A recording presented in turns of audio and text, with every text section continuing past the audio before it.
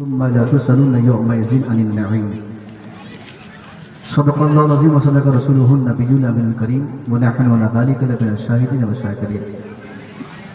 دوسری پڑھیں اللهم صل علی سیدنا شفیعنا نبینا محمد الباری وسلم صلاۃ والسلام علیک یا رسول اللہ صلی اللہ علیہ وسلم. بڑی خوشی کی بات ہے کہ لاک ڈاؤن کے بعد جبکہ دنیا کا ہر انسان بالکل پریشان ہے، بڑی بڑی کمپنیاں بیٹھ گئی، ہر آدمی ہاہاکار کی دہلیز تک پہنچ گیا، مگر مسلمان ہے کہ اللہ نے اسے ہر طرح کی وبا سے بچایا ہے. لاک ڈاؤن کے اختتام ہوتے ہوتے جلسہ کثرت سے شروع کر دینا یہ اس بات کی دلیل ہے کہ اس بھیانک ماحول میں بھی لوگوں میں مذہبی رمق ہے، ورنہ آج سب لوگ پریشان ہیں، مگر آپ اس عالم میں بھی 100 روپیہ 200 500 دے کر بڑے بڑے جلسے کرانے پر تیار ہو جاتے ہو. اس کے لیے اس گاؤں کے تمام افراد خود و جوار کے ہر وہ شخص جس نے اس جلسے کے اہتمام و انسلام میں حصہ لیا، خصوصی طور پہ حضرت علامہ جنید صاحب قبلہ اور ان کی کمیٹی کے تمام افراد. بہرصورت حضرات میرے پاس وقت کافی کم ہے، حالانکہ جو سیٹنگ تھی جلسے کی میں نے کہا تھا کہ مفتی صاحب قبلہ کی تقریر اگر میرے بات ہوتی تو شاید آپ لوگوں کو اور زیادہ ناصحانہ جملہ سننے کو ملتا. حضرت مفتی صاحب قبلہ میرے دوست کے سسر ہیں اور اس لیے میں بھی حضرت کو قبلہ ہی مانتا ہوں. حضرت کی تقریر، تحریر اور حضرت کی تحریک واقعی سیوانچل اور قدیم پورنیہ یا یوں کہہ لیجیے کہ دیناجپور وغیرہ پورے خطے کے لیے ضروری بھی ہے. ایسے عالم کا ہونا اور زیادہ دیر تک ہونا قوم کی بھلائی کے لیے ضروری ہے، ورنہ آج کل لوگ جعلی ڈگری والا پیر نہ جانے سیوانچل میں آ کر کیسا طوفان مچایا ہے. ابھی حضرت نے فرمایا کہ مزار شریف کی بڑھتی تعداد، کشف سے پیر صاحب برانڈیڈ پیر، ایک تو ہوتا ہے نا کہ منحوس ٹائپ کا آدمی، لیکن برانڈیڈ پیر بھی بولتا ہے کہ میں نے دیکھا ہے کہ اس میں اندر میں کوئی لیٹا ہوا ہے. یعنی یہ کشف سے معلوم کر لینا کہ اندر میں پیر ہے، یہ کوئی پیر صاحب لیٹے ہوئے ہیں، یہ خرافات سیوانچل میں کچھ زیادہ ہی بڑھنے لگا ہے. ایسے میں حضرت کا قلم چلنا، حضرت کی زبان چلنا، یہ واقعی ہم کو آپ کو سب کو فتنہ سے بچانے کا مترادف ہے. ضرورت اس بات کی ہے کہ جلسے اور جلوس سے جو پیغامات ہم تک پہنچتے ہیں ہم ان پیغامات پر سختی سے عمل کریں. اگر آج ہم قرآن و حدیث کے قوانین پہ عمل نہ کریں گے تو دنیا ایسے ہی ہم کو برباد کرنے کو تیار ہے. آج سے 5 دشک پہلے ہندوستان سے 7,500 کلومیٹر دور انگلینڈ کی راجدھانی لندن میں مسلمانوں کی تباہی کے راستے تیار کیے گئے. جس وقت آکسفورڈ یونیورسٹی کا ایک بہت بڑا ڈاکٹر کلمہ پڑھا، جس وقت دنیا کا بڑے سے بڑا ماہر اپنی تحقیقی نتیجے میں دنیا کے سامنے یہ ہائی لائٹ کیا کہ دنیا کا سچا مذہب اسلام ہے، دنیا کی سب سے اچھی کتاب قرآن پاک ہے، دنیا کا سب سے اچھا نظام قرآن ہے. اور اسی تناظر میں بڑے بڑے ڈاکٹرز، بڑے بڑے آفیسرز، بڑے بڑے انجینئرز بے تحاشا کلمہ پڑھنے لگے. اسلام مخالف ذہنیت کے حاملین کی آنکھیں کھلی. انہوں نے سوچا کہ کیوں نہ ایک سیمینار کر کے اس پہ غور کیا جائے کہ مسلمان کیوں ترقی کر رہا ہے، کیوں مسلمانوں کا ہر آنے والا دن پچھلے دن سے بہتر ہوتا جا رہا ہے. اس بڑے سیمینار پہ اس نے آپس میں تبادلہ خیال کیا. Why is Islam growing so fast? Why is Islam becoming a necessity of the entire world? اس نے اپنے آپ سے پوچھا کہ کیوں اسلام ساری دنیا کی ضرورت بنتا جا رہا ہے، کیوں مسلمانوں کا ہر آنے والا دن پچھلے دن سے زیادہ ترقی پذیر دن ہوتا جا رہا ہے. انہوں نے اپنے آپ سے پوچھا What is taught in Islam? اسلام میں کیا پڑھایا جاتا ہے؟ What is given in Islam? اسلام میں کیا دیا جاتا ہے. Which types of agencies are working behind Islam? اسلام کی ترقی کے پیچھے کس طرح کی ایجنسیز کام کر رہی ہے. لہذا 50 سال پہلے لندن کی دھرتی سے اس نشست پر ان لوگوں نے غور کرنا شروع کیا. 3-4 نکات پہ بالکل غور کیا. اسلام کی پہلی جنگ عظیم بدر کی کامیابی پہ غور کیا. احد میں تھوڑی سی پریشانی جو مسلمانوں کے سامنے آئی اس کے اسباب پر بھی انہوں نے غور کیا. تبوک، خندق، خیبر، ہر ایک جنگ کی کامیابی پر بالکل باریکی سے ان شیطانی ذہنیت کے حاملین نے غور کیا کہ کیوں بدر میں مسلمانوں کو کامیابی ملی، کیوں احد میں مسلمانوں کو تھوڑی سی پریشانی سامنے آئی، کیوں مسلمان خیبر میں فتح کیا، کیسے مسلمانوں کی شاسن آج دنیا میں ہے، کیوں مسلمانوں کی بات ماننے کو بڑے سے بڑا ڈاکٹر تیار ہے، کیوں ہمارے ریسرچر، ہمارے مفکرین، ہماری جماعت کے بڑے سے بڑے سائنٹسٹ اسلامک فارمولے کو اپنا کر اپنے آپ کو مسلمانوں کے حوالے اور اسلام کے قانون کے آگوش میں اپنے آپ کو اپنی حفاظت کے لیے پہنچ جاتا ہے. چنانچہ اس نے جب غور کیا ان کے سامنے 3-4 باتیں سامنے آئی. ایک تو یہ کہ ان کو پتا چل گیا کہ مسلمانوں کو اگر برباد کرنا ہے تو سب سے پہلے مسلمانوں کا دل اور دماغ قرآن پاک سے دور کرنا ہوگا. مسلمانوں کا عمل جب تک قرآن پہ رہے گا مسلمانوں کو ساری دنیا مل کے برباد نہیں کر سکتی. ہمارے دشمنوں نے یہ ٹارگیٹ لگایا، اس کو یہ بخوبی انداز ہو گیا، اس کو یہ علم ہو گیا کہ اگر مسلمانوں کو تباہ کرنا ہے تو مسلمانوں کی تباہی کے لیے سب سے آسان طریقہ یہ ہے کہ مسلمانوں کا دل اس کے قرآن پاک سے الگ کیا جائے، مسلمانوں کا دماغ اس کے مذہبی قانون سے الگ ہو جائے، مسلمان اپنی زندگی جینے کا راستہ خود اپنے اعتبار سے بنا لے اور اس راستے پہ چل کر اپنی زندگی کی کامیابی سوچے. چنانچہ 50 سال پہلے ہمارے دشمنوں نے یہ کہا تھا کہ مسلمانوں کا عمل جب تک قرآن پہ ہوگا، مسلمان جب تک اللہ کے نبی کے فرمان پہ عمل کرتا رہے گا، نہ امریکہ کی توپ مسلمانوں کو تباہ کر سکتی، نہ دنیا کا کوئی بم اس کو برباد کر سکتا. لہذا ایک دشمن نے دوسرے سے پوچھا کیسے کون سا کام کیا جائے کہ مسلمانوں کا دل قرآن سے الگ ہو جائے، مسلمانوں کا دماغ، مسلمانوں کی دلچسپی اس کے مذہبی قانون اور کنسٹیٹیوشن سے الگ ہو جائے. تو اس کے لیے اس نے ایک فارمولا تیار کیا کہ جس ایجنسیز جو محرکات جہاں پہ قرآن پڑھائے جاتے ہیں اور جو قرآن پڑھانے والے ہیں، سب سے پہلے قرآن پڑھانے والوں کو کمزور کیا جائے. سب سے پہلے جہاں قرآن پڑھایا جاتا ہے اس ادارے کو کمزور کیا جائے. اس کے بعد تب جا کر قرآن پڑھانے پر پابندی عائد ہوگی. اس کے بعد قرآن پڑھانا بند ہو جائے گا. اس کے بعد تبلیغ قرآن پر لوگ ہمت نہیں جٹائیں گے. لہذا انہوں نے قرآن پڑھانے والے ہمارے یہ علماء کرام کی زندگی کی ترقی کے ہر چاورا پر رونے ڈالنا شروع کیے. اس کے بعد مدارس کی دیواریں کمزور کرنے کا راستہ اپنایا گیا. یعنی دشمنوں نے طریقہ دیا ہم اسلام کی بربادی کے لیے کہ مدرسہ برباد ہوگا، اسلام تباہ ہو جائے گا، علماء کرام برباد ہوں گے، مسلمان تباہ و برباد ہوگا. یعنی اس نے ایک سپنا دیکھا تھا کہ اسلام کی تباہی کے لیے مدرسے کی بربادی ضروری ہے، اسلام کی بربادی کے لیے قرآن پاک کی تعلیم عام کرنے والے علماء کرام کی بربادی ضروری ہے. چنانچہ 50 سال پہلے علماء اور ہمارے مدارس کی بربادی کے راستے ہندوستان سے 7,500 کلومیٹر دور انگلینڈ کی راجدھانی لندن میں یہ راستہ اختیار کیا گیا. وہاں سے انہوں نے تحریک شروع کر دی. وہی تحریک چین پہنچ گئی، وہی یوجنا چین پہنچا، چین میں مدارس بند ہو گئے. وہی یوجنا دوسری دنیا میں پہنچ گیا، وہاں پہ بھی مدارس پہ پابندی کی بات کی گئی. وہی یوجنا کیا بولتے کہ ہمارے ہندوستان میں دھیرے دھیرے شروع ہوتا جا رہا ہے. یعنی آج لوگ علماء کرام سے نفرتیں کرنا شروع کیے ہیں. آج جو لوگوں کا دماغ، دلچسپی، لوگوں کا ذہن جو قرآن کی تعلیمات سے الگ ہو رہا ہے، اس کا مطلب صاف یہ ہے کہ ہم لوگ اسی تحریک کا حصہ بنتے جا رہے ہیں جو ہماری بربادی کے لیے آج سے 50 سال پہلے لندن کی سرزمین پہ ہمارے دشمنوں نے جو تحریک چلائی تھی.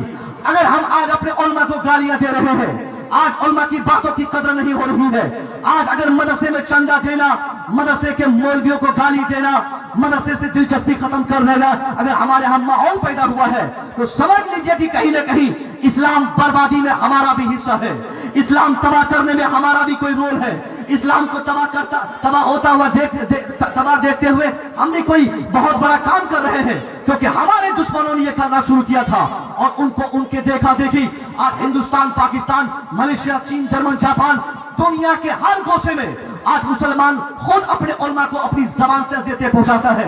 कौन सी मस्जिद का इमाम है जो अपनी कौम से वो बेजार नहीं है? कौन मौलवी साहब है, कौन मौलवी साहब अपने सिक्योरिटी से या खजांची से या वो गांव वालों से परेशान नहीं है? याद रखा जाए, जब तक ये हमारे उलमा परेशान रहेंगे, जब तक मदरसा कमजोर रहेगा, ये आसानी से समझा जाएगा कि हम अपनी बर्बादी और तबाही के रास्ते पे बिल्कुल खड़े हैं। यही वजह है कि हमारे उलमा किराम खुलकर न आपको दीन बता पाते, न वो मस्जिद में दीन सिखा पाते।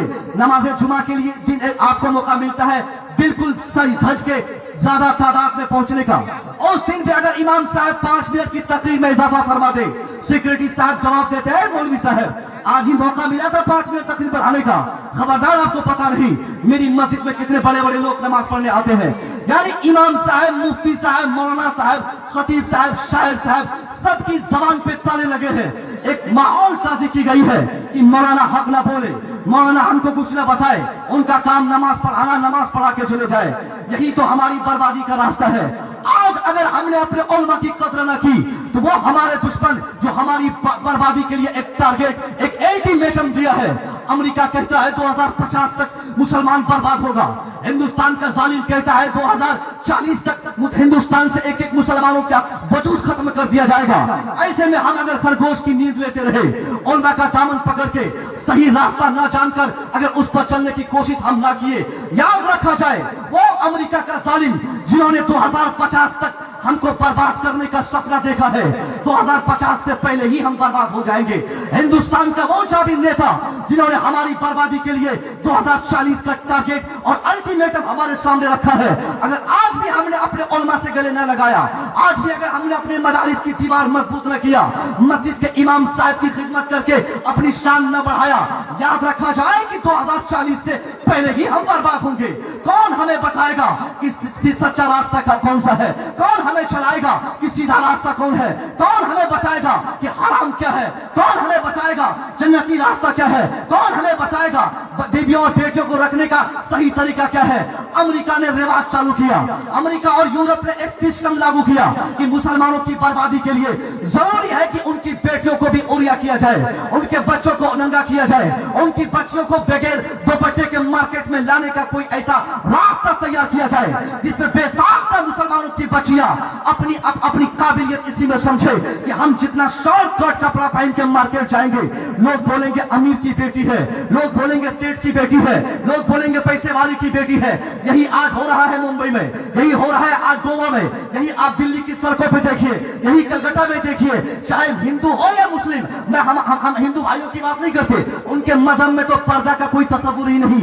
वो उनकी बेटियां अगर बेपर्दा मार्केट में आ जाए तो क्या मजाक है, जिनके यहाँ कोई सिस्टम नहीं। मगर हम तो ऐसे सच्चे मजहब मुहासब के मानने वाले हैं जिस मजहब में एक कानून किया गया है, जिस मजहब में कुरान पढ़ने पर इतनी जोर से पाबंदी की बात की गई है कि अगर हमारी बेटी उस कुरान अज़ीम की अगर तिलावत कर रही है जिसके एक हुर्फ को पढ़ना 10 नेकी को हासिल करना होता है, उस अज़ीम उस शान किताब की तिलावत भी अगर हमारी बेटी इतनी बुलंद आवाज से करे कि उसकी आवाज चार दीवारी से बाहर किसी के कान को मशहूर कर दे, किसी को अपनी उनके तरफ इंगेज कर दे, तो इतनी बुलंद आवाज से कुरान पढ़ना भी हमारी बेटियों के लिए हराम है। हमारी बेटियों के पासेब की आवाज भी गैर के कान तक न जाए।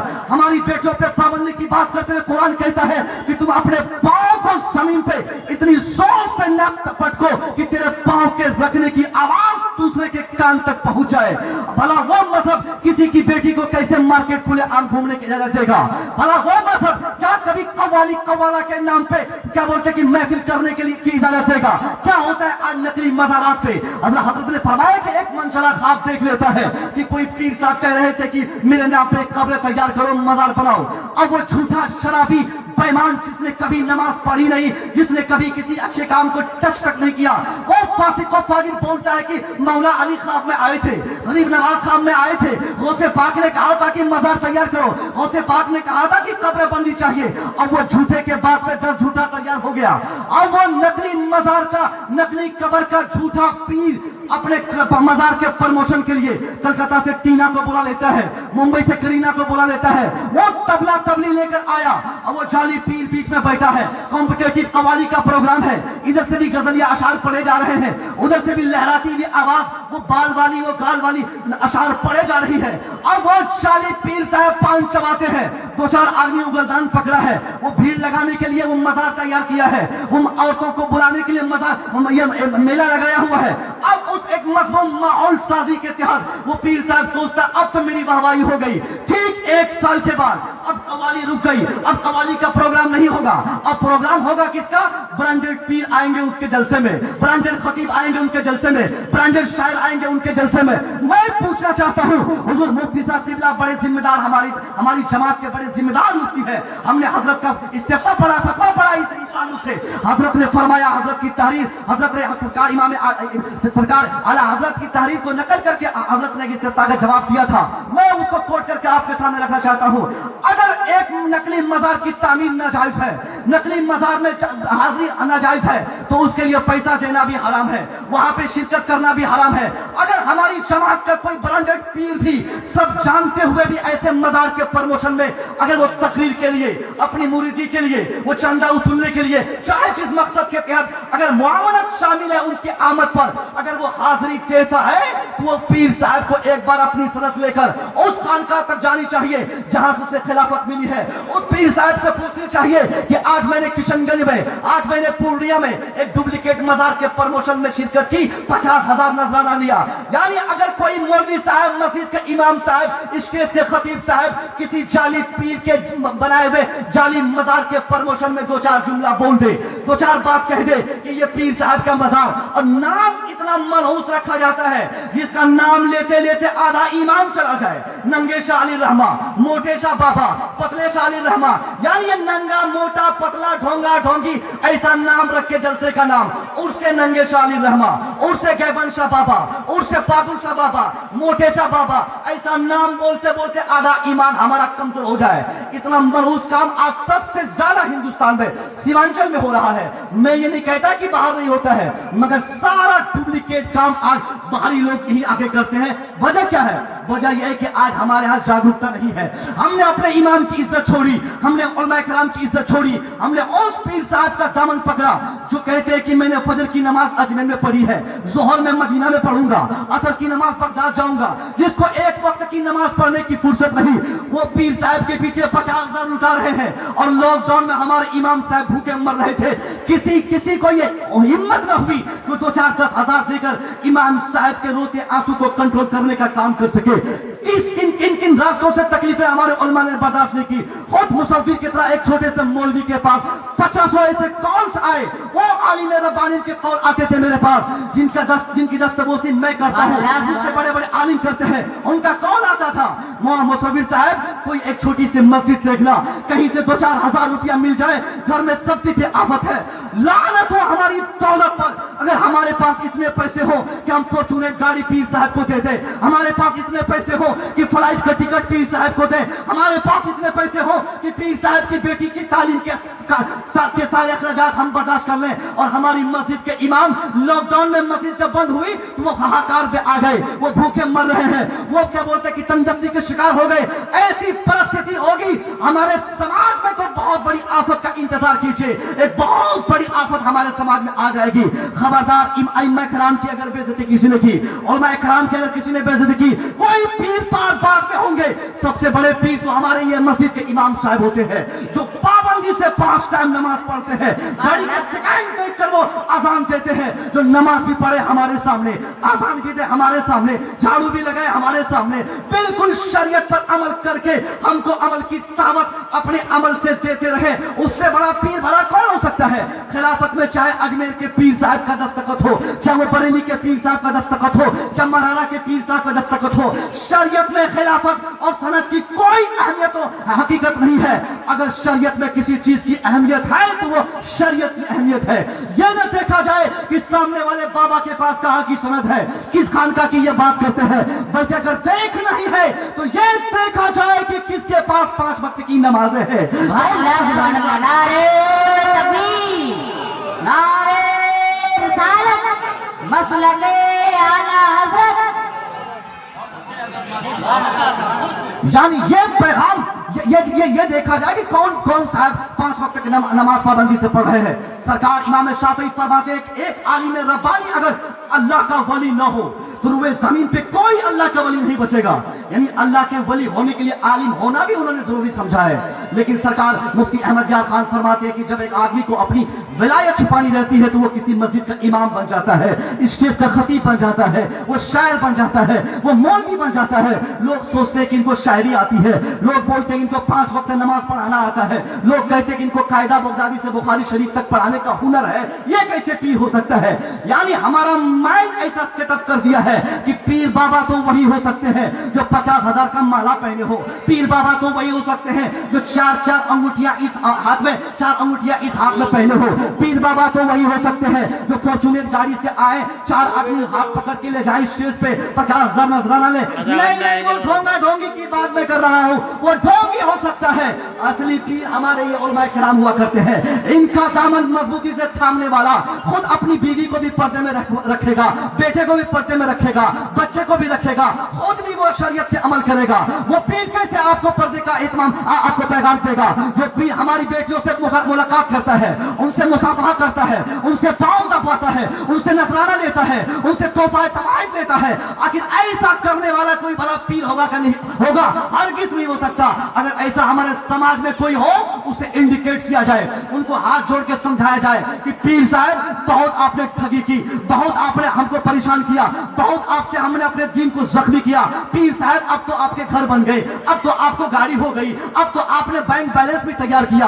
अल्लाह के वास्ते पीर साहब हमारे इलाके को छोड़ के भाग जाइए। हमारे उलमा हमारी पीरी के लिए काफी है, हमारे उलमा हमारी हिदायत के लिए काफी है। हम अपने उलमा के पीछे अगर 2-4 हज़ार एक्स्ट्रा खर्च करेंगे तो हमारे उलमा अगर मजबूत होंगे तो मजबूती के साथ दीनी काम कर सकेंगे। हमारे उलमा जितना मजबूत होते रहेंगे हम उतना ही दीन की तरफ और आगे बढ़ते रहेंगे। मैं अर्ज करना चाह रहा हूँ कि अगर आज दीनी माहौल पे अमल करने का रुझान जो कम पड़ा है इसकी वजह सिर्फ यही रही है कि हमारी दिलचस्पी उलमा किराम से कमजोर हो गई है। हमने उलमा को न जाने फकीर, गरीब, लाचार, अंधा, लंगड़ा, लूला सब समझा, मगर कभी उसको हमने कभी ये ना समझा कि उस शख्स की क्या हैसियत होगी जो सुबह 8 बजे अगर काल अल्लाह और काल रसूल की सदाएं बुलंद करते हैं, 4 बजे तक मदरसे में तालीम देते हैं। वो मौलवी साहब जो 5 वक्त अल्लाहु अकबर की सदाएं मस्जिदों से लगाते हैं, वो मौलवी साहब कितना मोतबर आदमी होगा। खुदा इस अजीम शान जलसे से आपको एक छोटा सा यही पैगाम में देके जा रहा हूँ कि अगर हम अपनी कामयाबी चाहते हैं तो हमारे लिए जरूरी है कि हम अपने उलमा किराम के फरामीन पे अमल करें। पीर साहब के चक्कर में न पड़ना ही हमारी भलाई के लिए काफी है।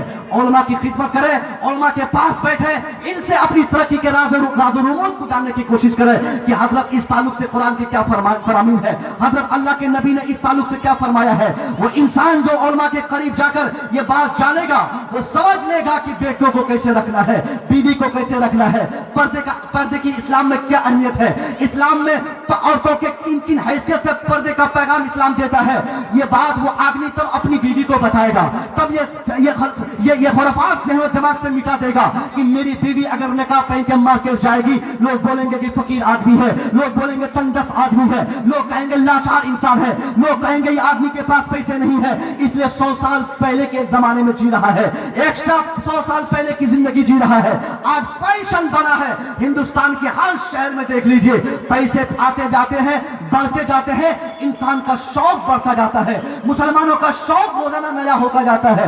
पैसे बढ़ गए, अब वो सोचता है कि निकाह पहनाना बीवी, बेटी, बहन को ये अपने लिए मजरू समझता, अपने लिए भाई से जिल्लत समझता है। अब वो सोचता है मेरी बीवी भी अगर गैरों की बीवियों की तरह शॉर्ट लिबास पहन के अगर मार्केट जाएगी लोग बोलेंगे सेठ साहब की बीवी तशरीफ लाई है। मेरी बेटी अगर मेरे बाइक पे अगर बगैर दुपट्टे के अगर बुरु से भाग जाए, पूर्णिया, कटिहार, किसी जगह किशनगंज चली जाए, कोई देखने वाला बोलेगा लगता है बड़े घर की बेटी है, इसलिए टी शर्ट पहन के आई है, इसलिए जींस और टी शर्ट पहनी हुई है, इसलिए ये बेहयाई कर रही है। यानी आज इस पुरफतन माहौल में सच्चाई को दबाने के लिए, अच्छाई को बर्बाद करने के लिए आज हमारी बदअमली काफी है। हमने बदअमली को ऐसा फरोग दिया है कि डर से आदमी आज अपनी बीवी को पर्दे में रखना नहीं चाहता है। वो सोचता है अगर मैं पर्दे का पैगाम दे दूं बीवी को, जबरन अगर बीवी को बोलूं कि पर्दे में रहो, जबरन मैं कहूं बेटी को कि दुपट्टे डाल کے مارکیٹ نکلو تو لوگ تانے دیں گے، لوگ بولیں گے یہ دقیانوسی ہے، لوگ بولیں گے پرانے زمانے کے پرانے خیال کا آدمی ہے۔ میں کہنا چاہوں گا ہاں ہم اپنے عمل سے اپنے ایمان کو برباد کر رہے ہیں، یہی بربادی ہمیں جہنم پہنچائے گی، یہی تباہی ہماری دنیا برباد کرے گی، دین سے بے رغبتی ہمارے جہنم کو ٹھکانے کے لیے کافی ہوگی۔ میں آپ سے عرض کرنا چاہوں گا اگر ہم واقعی کامیابی چاہتے ہیں تو خود اپنے آپ کو تباہی سے بچا لے، ہم اس پیغام پہ عمل کریں جو قرآن عظیم نے پیغام دیا، قوا انفسکم واہلیکم نارا وقودھا الناس والحجارہ، save yourself from the fire, اپنے آپ کو اس آگ سے بچاؤ۔ کون سے آگ سے؟ اس آگ سے اپنے آپ کو بھی بچاؤ اور اپنے فیملی کے ہر ممبر کو بچاؤ، اس آگ سے جس کا ایندھن انسان اور پتھر ہے۔ اس آگ سے قرآن بچنے کا پیغام ہمیں دے رہا ہے۔ قرآن کہنا چاہتا ہے کہ ہم کو بھی اپنی نگاہوں کی حفاظت کرنی ہے تاکہ ہمارے اس عمل کو دیکھ کر ہماری بیٹیاں سدھر جائے، بچیاں سدھر جائے۔ لعنت ہوتی ہے اللہ اور اس کے رسول کے اس گھر پہ جہاں عریانیت اور بے حیائی کا ماحول رہتا ہے۔ آج آدمی کما کے تھک جاتا ہے، شکایتیں لے کر علماء کے پاس پہنچتا ہے، دعاؤں کی درخواست جلسے میں کرتا ہے۔ میں آپ سے ایمانداری سے پوچھنا چاہتا ہوں کوئی ایک ایسی نماز تراویح بتائیے جہاں ہماری کامیابی کی دعا نہ کی گئی ہو جس کے اختتام کے بعد، کوئی ایک جلسہ بتائیے جس جلسے کے اختتام کے بعد ہماری آبادی کے لیے، ہماری خیر خواہی کے لیے، ہمارے گھروں میں برکتوں کے لیے جس جلسے میں دعا نہ کی گئی ہو۔ کوئی ایک مولوی صاحب کا نام بتائیے جو ہمارے حق میں دعا نہ کرتے ہو، کوئی ایک پیر صاحب کا نام بتائیے جو ہمارے حق میں دعائیں خیر نہ کرتے ہو۔ ہمیشہ دعائیں ہوتی ہے، ہر دن جلسے ہوتے ہیں، جلسے میں دعائیں ہوتی ہے، مسجد میں دعائیں ہوتی ہے، نماز جمعہ ہو وہاں دعائیں ہوتی ہے، نماز عیدگاہ ہو وہاں عیدگاہ میں نماز عیدین کے لیے جائے وہاں بالکل اجتماعی طور پہ دعائیں ہوتی ہے۔ تراویح کی نماز کے بعد مکمل قرآن سننے کے بعد، حافظ جی سنانے کے بعد ہمارے حق میں دعا کرتے ہیں، مولا جتنے لوگوں نے تراویح پڑھی ہے، مولا میرے پیچھے جتنے لوگوں نے تراویح کی نماز ادا کی ہے، مولا سب کے گھروں میں برکت عطا فرما۔ پیر صاحب دعا کرے، مولوی صاحب دعا کرے، خطیب صاحب دعا کرے، پیر کے پیر صاحب دعا کرے، مگر ایمانداری سے بتائیے اتنے بڑے مجمع میں کتنے لوگ تشفی بخش زندگی جی رہے ہیں؟ کون کہہ سکتا ہے کہ میرے گھر میں خیر و برکت کی بارش ہو رہی ہے؟ کون ایک آدمی اتنے مجمع میں سے کون کہہ سکتا ہے کہ میں بالکل مطمئن زندگی گزار رہا ہوں؟ اتنے بڑے مجمع میں کون کہہ سکتا ہے؟ مسلک اعلیٰ حضرت فیضان اولیاء کانفرنس سرزمین بازگو، نعرہ کوئی ہاتھ اٹھا کے کہنے والا نہیں ہوگا کہ مولانا اپنی تقریر بند کرو میرے پاس پیسے کی فراوانی ہے۔ کوئی نہیں کہہ سکتا مولانا آپ اپنی جھوٹی دلیل بند اپنے پاس رکھو، میرے پاس پیسے کی فراوانی، میرا بیٹا یہاں کماتا وہاں کماتا۔ نہیں، میں نے سب کو آزمایا ہے۔ مسجد کے امام 5,000 پا کر اگر پریشان ہے تو آپ کا بیٹا 50,000 پا کے بھی پریشان ہے۔ اگر مسجد کے امام صاحب اپنی بیوی کی فرمائش پوری نہیں کر سکتے تو آپ کا بیٹا MBBS بننے کے بعد بھی وہی استھتی میں جی رہا ہے۔ کوئی بڑے مجمع میں ہماری جماعت میں پوری نگاہ جہاں تک جائے کوئی نہیں کہہ سکتا کہ میں بالکل مطمئن بڑی اطمینان بخش زندگی گزار رہا ہوں۔ وجہ کیا ہے؟ کیا مولوی صاحب کی دعاؤں کا اثر ختم ہو گیا ہے؟ کیا پیر صاحب کی دعائیں قبول نہیں ہوتی ہے؟ کیا حافظ جی کی قرآن پڑھنے کے انداز بدل گئے ہیں؟ نہیں، اگر پیر صاحب کی دعا ہمارے حق میں قبول نہ ہو، مولوی صاحب کی دعائیں ہمارے حق میں قبول نہ ہو تو غلطی مولوی صاحب کی نہیں، غلطی پیر صاحب کی نہیں، غلطی حافظ جی کی نہیں، غلطی امام صاحب کی نہیں، غلطی ہماری بدعملی کی ہے۔ اس کے پیچھے ہماری بدعملی کا بیکار فرما ہے۔ یعنی ہم غور کریں، اگر پیر صاحب دعا کرے وہ دعا قبول نہ ہو تو وجہ یہ ہے کہ ہم اپنے عمل کے اعتبار سے اتنے کمزور ہو گئے ہیں کہ ہمارے حق میں پیر دعا کرے یا پیر کے پیر دعا کرے، کسی کی دعا اللہ ہمارے حق میں قبول نہیں فرماتا ہے۔ جب وہ تب تک ہماری دعا قبول نہیں ہوگی جب عملی اعتبار سے ہم کمپلیٹلی مسلمان نہ بن جائیں۔ جس دن ہم کمپلیٹلی مسلمان بن جائیں گے پھر پیر صاحب کو یہ کہنا نہیں پڑے گا حضرت خیر و برکت کی دعا فرما دے، پھر پیر صاحب کو کہنے کی ضرورت نہیں پڑے گی حضرت ہمارے لیے تعویذ لکھ دے، پھر مولوی صاحب کے پاس جا کر جھوٹ موٹ کا پریشان ہونا نہیں پڑے گا کہ حضرت کو دعا ہوا کر دیجیے کہ پیسے کی بارش ہونے لگے۔ اپنے طور پہ عملی مسلمان تو بن کر دکھا دے تو 4-5 سال تک کنٹینیو ہندوستان سے پاکستان تک، پاکستان سے جرمن تک، جرمن سے جاپان تک، پوری دنیا کا 140 کروڑ مسلمان عملی اعتبار سے مسلمان بن کے سڑکوں پہ آ جائے، ان کے مسجدوں میں نمازوں کی اتنی بھیڑ دکھنے لگے جتنی بھیڑ نماز عیدین اور نماز جمعہ میں نمازوں کی ہوتی ہے، اتنی تعداد में मुसलमान गारंटी के साथ नमाज फजर के लिए पहुंच जाए, नमाज जोहर के लिए पहुंच जाए, नमाज असर और मगरिब के लिए पहुंच जाए, नमाज इशा के लिए पहुंच जाए, 4-5 साल तक अपने आप को इस हैसियत से मुसलमान पेश करे, 4-5 साल न गुजरेंगे।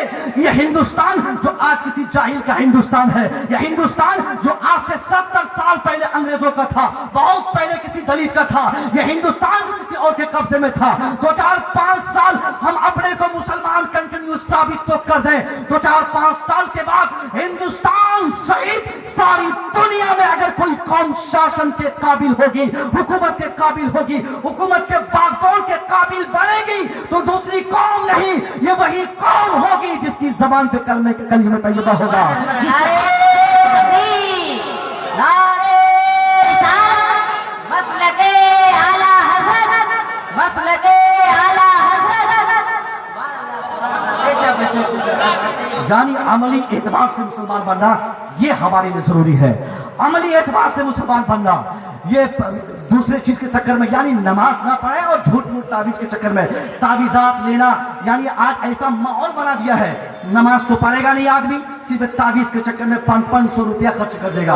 हम लोगों को लोग गुमराह करने की कोशिश करते हैं, स्टेट लोग हम लोगों को फोन करते हैं, हजरत ऐसा ताबीज दीजिए कि हमारा पड़ोसी बहुत परेशान करता है, वो बम की तरह वो उड़ जाए, यानी ऐसे ऐसे फार्मूले हमको बताने कहते हैं। जब कहते हैं कि मैं नहीं कर पाऊंगा, बोलते कि हजरत आप ही लोग ने बताते हैं कि कुरान में हर चीज मौजूद है, तो कहीं ये नहीं लिखा है कि हमको जो परेशान करता है उसको बर्बाद कर दिया जाए। हम लोग कहते हैं कि सब कुछ लिखा है, अगर तू चाहता है कि उस लिखे हुए के मुताबिक तेरा काम होता रहे तो कुरानी फार्मूले पे अमल करो। कुरानी ताबीज की जरूरत बाद में ऐसा महसूस करना, कुरानी ताबीज आपकी जरूरत बाद में होगी, पहले कुरानी कानून पे आदमी अमल करे, औलिया किराम से मोहब्बतें करे, ये हमारी कामयाबी के लिए बहुत बड़ी जरूरत की चीज है।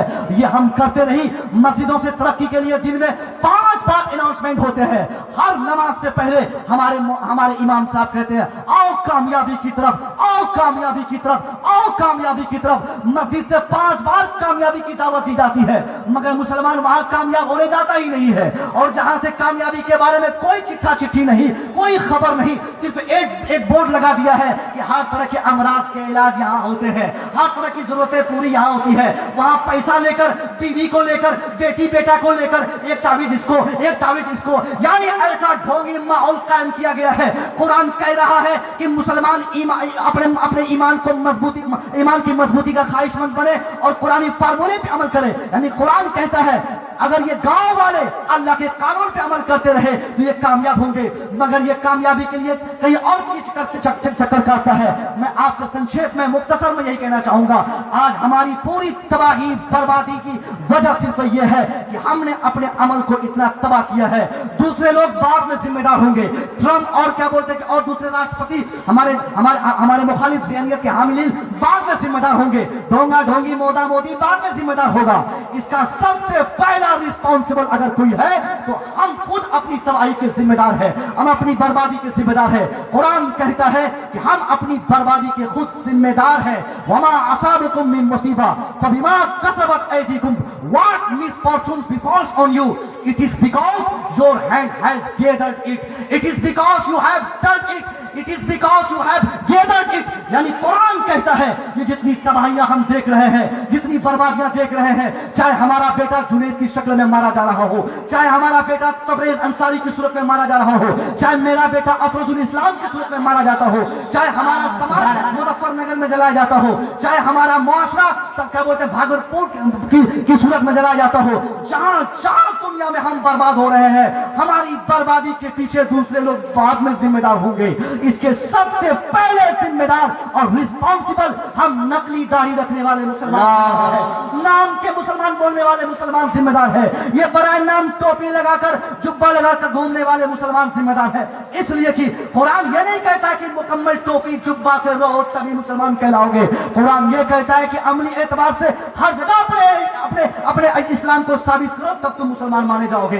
यानी हम इस हैसियत से मुसलमान बन के सड़कों पे जाए कि गैर देखे तो तरस खाए, काश मैं भी इनके मजहब को पढ़ा होता, काश काश मैं भी इनके मजहब का मानने वाला फॉलोवर होता तो मेरी जिंदगी भी इतनी हसीन होती, काश मैं भी उस पैगंबर इस्लाम की जिंदगी को पढ़कर उस पर अमल किया होता तो आज मुझे भी समाज से इतनी इज्जत मिली होती। ये कब ऐसा माहौल बनेगा जब हम सब मुसलमान, बड़ा छोटा, सब अपने एतबार से अपने अमल को अमल की सूरत में अपने इस्लाम को पेश करेंगे। इंशाअल्लाह हमारे समाज में, घरों में, सब में बरकतें होंगी। दुआ है मौला तबारक व तआला बोलने में, हमसे सुनने में आप सामीन से जो खता हो अल्लाह इसे माफ फरमाए। हजरात मैं बहुत मुख्तसर गुफ्तगू इसलिए किया, मैं माजरत खा हूँ, मुझे बहुत दूर अभी जाना है। मैंने सदर मोहतरम से, हजरत से मैंने गुजारिश की थी, शायद कोई सेटिंग में गड़बड़ी हुई जिसकी वजह से कम देर तकरीर करने का मुझे मौका मिला।